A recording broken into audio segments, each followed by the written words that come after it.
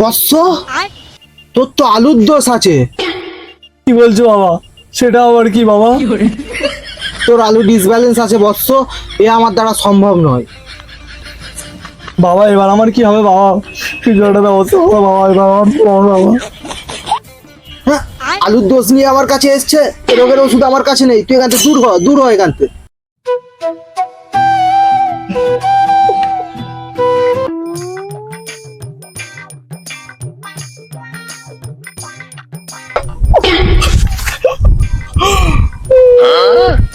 কি হলো ভাই, কি হলো?